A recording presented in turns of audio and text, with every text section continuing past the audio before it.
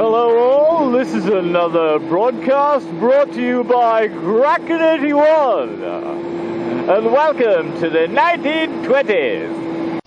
Release the Kraken! I just want to share a story with you, true story.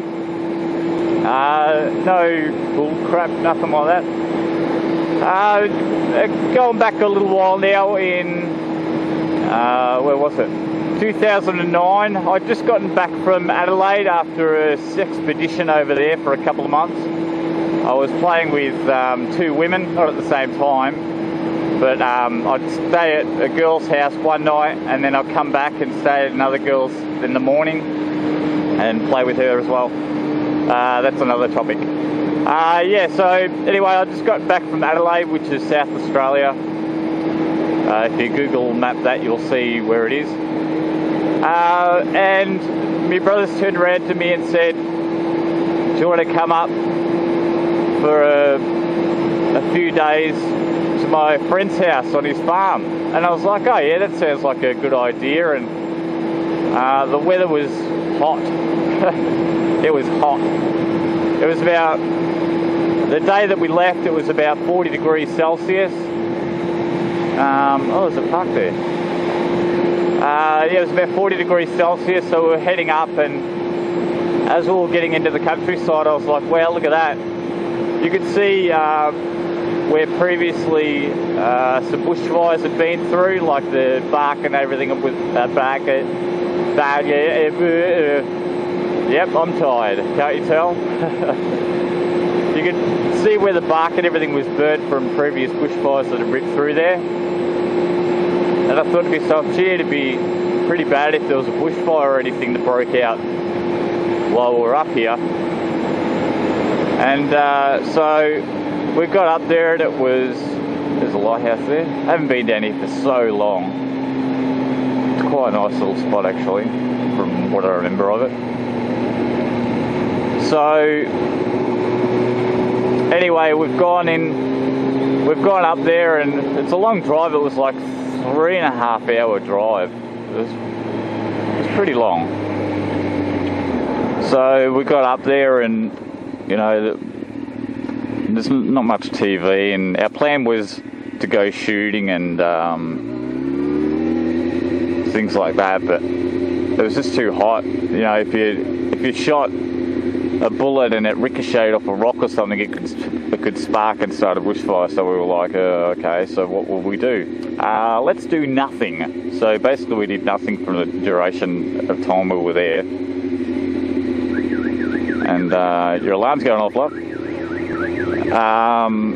So yeah, we got up there and it's changed. You used to be able to go right up there. Anyway, little shop. Well, that's sad. So anyway, we were up there and we weren't doing much, and I was listening to the radio because that's basically all you had. The TV was there, like I think I said, non-existent, just about. So I was listening to the radio, ABC radio, and they were warning everybody that